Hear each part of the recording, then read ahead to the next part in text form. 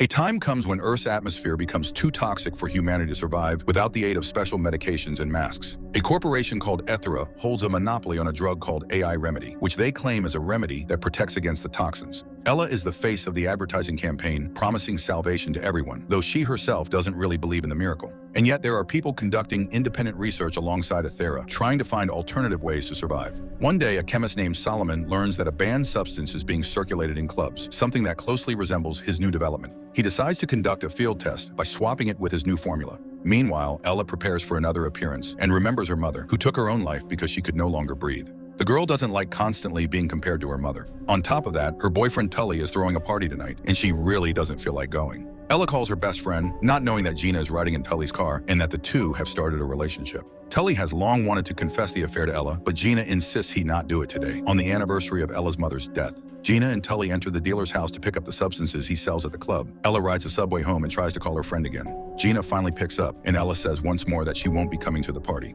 Meanwhile, Tully waits for the dealer and watches a TV broadcast featuring Eric O'Connors, the son of Ethera's president and the lead scientist overseeing the development of the drug. He states that the company can fully meet demand and help anyone in need. But during the live show, a caller named Lazarus interrupts, accusing Eric of lying, claiming that the drug is only sold to the chosen few. The dealer steps away and asks Tully to wait, but Tully notices an open door to the lab where Solomon works. He sneaks in and swipes one of the vials, filled with a blue substance. At the same time, Eric leaves the studio furious about the call and assures his father that he will find and punish Lazarus. He's also been keeping an eye on Solomon and is ready to catch him as soon as his research succeeds. Meanwhile, Ella returns home and again remembers her mother. Just then, her father calls and asks her not to go anywhere. That becomes the final argument in favor of going to the party. She arrives and looks for Tully among the guests, while he sneaks off to the bathroom with Gina and offers her the new drug to try.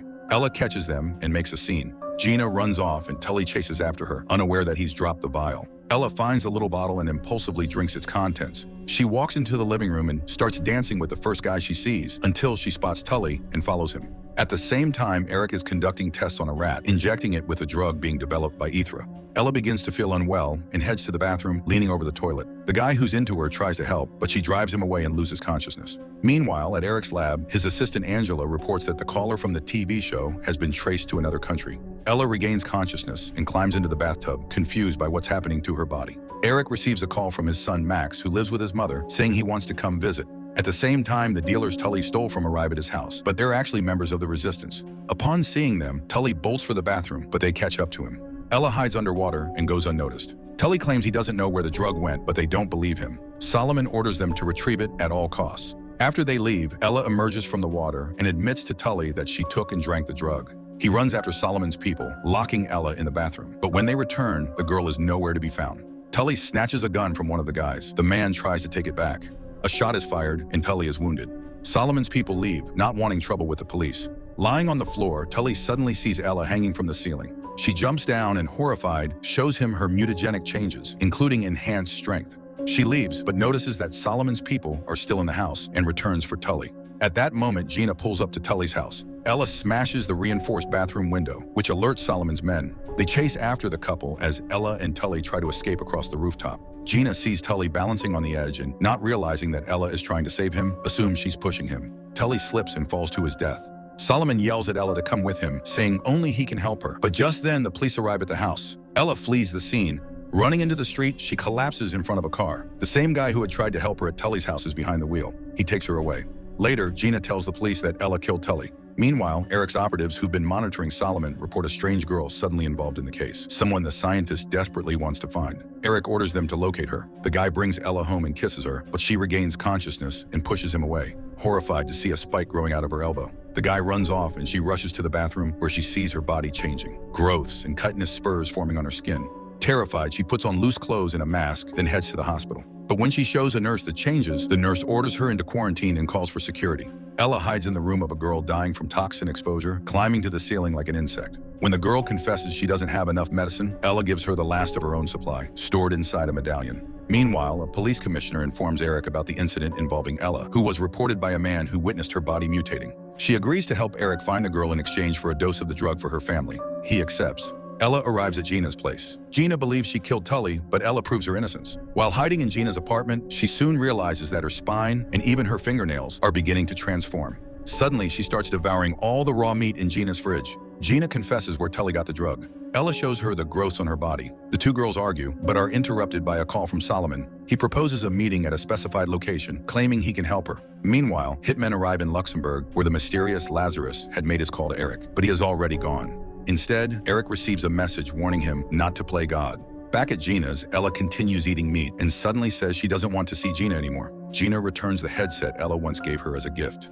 Eric calls his father, but the elder O'Connor's only wants to be updated on results. Ella is captured by Solomon's people. Gina watches from a nearby car alongside Eric's operatives. They all witness Solomon bringing Ella to his lab, where she's strapped to a chair, but she easily tears through the restraints using the spikes growing from her arms and grabs a knife. Solomon explains that she's craving meat because her metabolism has accelerated. But suddenly police, alerted by Gina, storm in and arrest both Ella and Solomon. Ella is immediately charged with Tully's murder. The commissioner reports everything to Eric. Sitting in a holding cell, Ella discovers that one of her ears has died off, and something strange is growing in its place. She accuses Solomon of turning her into a monster, but he explains that within a few years, humanity will be extinct, and beings like her, mutants with enhanced abilities, will take their place. Eric arrives and takes both Solomon and Ella after Ella shows him her mutations. He promises to cure her and punish Solomon. Eric transports them to Aethera's research facility, promising Ella that he'll call her father in London. But instead, she's subjected to a series of tests which reveal that her DNA includes a branch of non-human genome.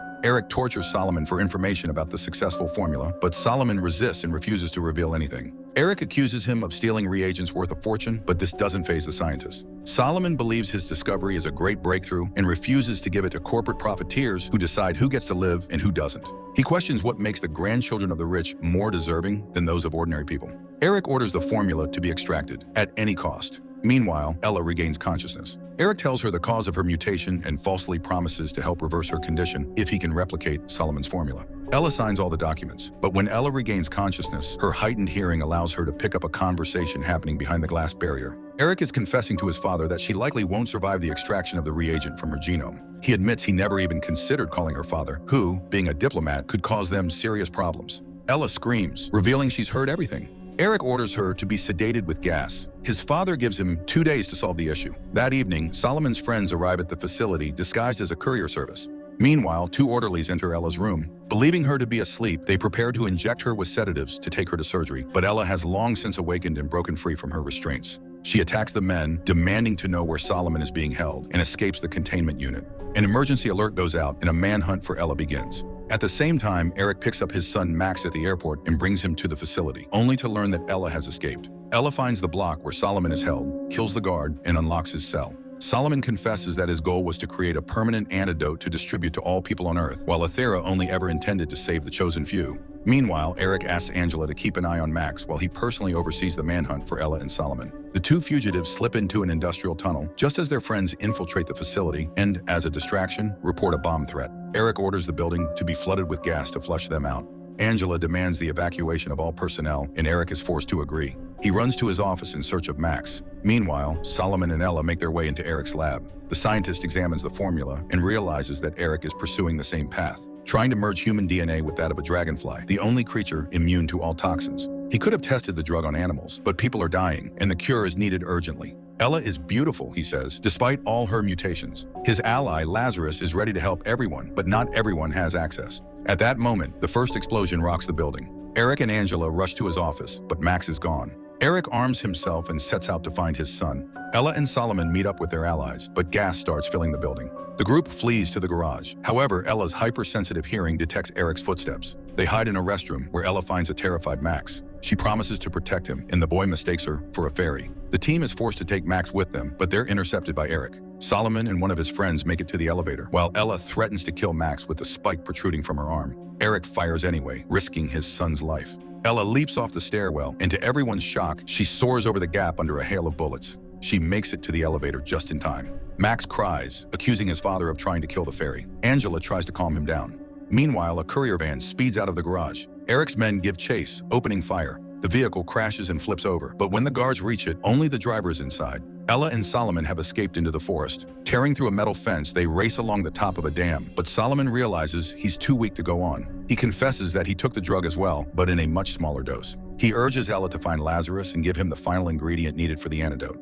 They say goodbye and Ella leaps off the dam. Eric catches Solomon again, assuring him that he'll create another Ella. That same day, Gina finds a headset left in an envelope on her doorstep, the one Ella had returned to her. Solomon's friends find a way to tell the world the truth about what's happening and about Aethera's motto, mutate or die. Ella finally meets Lazarus, who turns out to be Angela, Eric's personal assistant. She offers Ella a partnership to provide the world with the choice of adaptive mutation as a means of survival.